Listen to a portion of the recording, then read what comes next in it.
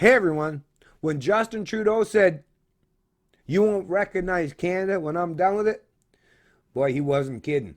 After even just his first term, Canada's already a landscape that is quite far removed from the reality of its once former glory.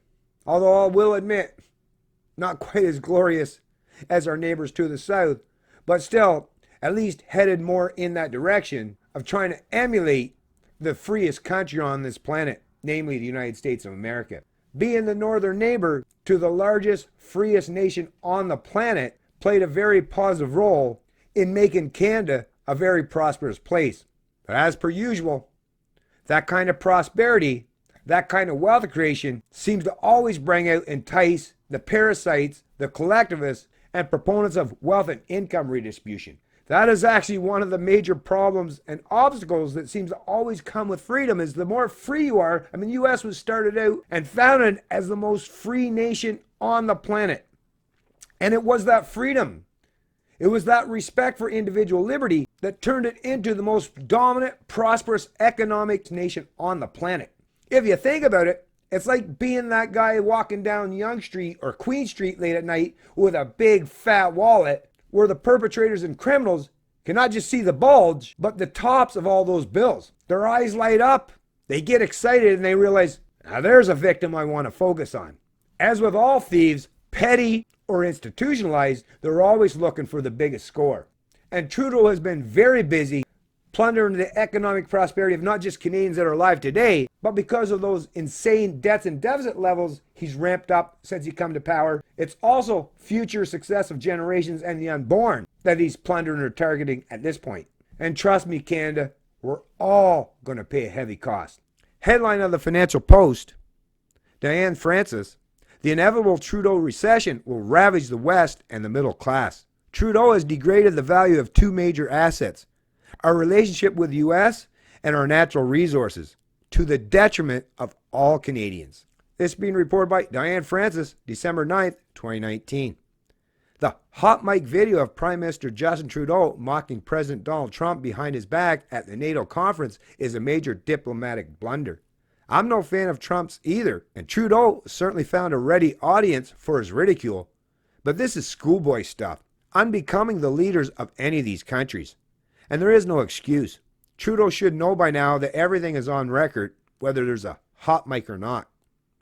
More importantly, he should know as Canada's Prime Minister that his principal foreign affairs job is to look after Canada's relationship with the United States. In fact, like it or lump it, good relations with the U.S. is one of Canada's two most important assets. The other is the country's spectacular resource endowment.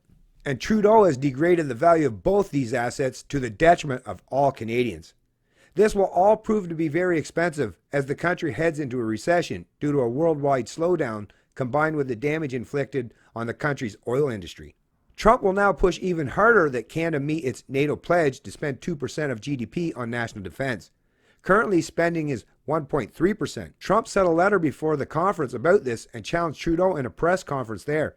But now after the incident, Canada will have to pay up one way or another. Expect tariffs. Anyways, folks, I'll place a link to this article in the description of the video below. But yeah, that's the thing, folks. I mean, a lot of people, and that's especially these leftists or these people that work in the public sector or are part and parcel of the bureaucratic state in this country. They're so far removed from the economic realities that the rest of Canadians. That's one thing I will say. I'll push back against Diane here. Is like, nope, the public sector will do fine. Well, especially under fiat currencies and their ability to just keep printing that money or economically enslave future generations. Well, the only time that'll change is when the culture of Canada changes, where enough Canadian adults say, hey, stop plundering the economic resources of my kids and grandkids, or those who haven't even been born yet. Can you at least stop that? But no, I don't see too many Canadians out there saying that. Well, except for people like myself, but I'm in a definitely small minority, like in the 0.00001%, right, of people that are talking seriously about intergenerational theft. Most Canadians, it's like, mum's the word. I'm not saying nothing. I'm benefiting from it, right? Oh, well. But yeah, this is going to have a detrimental effect. Like I say, you can keep pretending or denying that these economic realities are never going to come to fruition. But like I say, I can't believe that for a half a second. Because if they don't, well, that means that there is no such thing as economics anymore. And if we're going to completely degrade and destroy economics or how we're supposed to value each other or what we produce in society, like that is full on socialism, folks. When you don't have any means or measure to value other people's labors or their intellect or what they provide, like if it's all just, we're just going to treat each other as equal or try to create an equity outcome, wow. Like I say, not just Canada, but the whole world is going to suffer under that kind of pretense. But hey, those elitists, those people who represent the bureaucracy, the deep state, the public sector, the unions, the special interests, the crony corporate class, or the petty tyrants or authoritarians, those are the people who have not just the power, but want to maintain a stranglehold on that power going forward. And you know what? Trudeau is their guy. He's the one that's going to give it to them, which is, I guess, the reason why Ontario and Quebec chose to support him. Well, yeah, sure. Anyone that's part and parcel of big government, yeah, they're liking those big government policies for now. But like I say, eventually, even those people will have to suffer the consequences of an economic reality that they so desperately wish to ignore or avoid. That's not just winter, but pain's coming too, folks. It's the Canadian Libertarian, and I love liberty.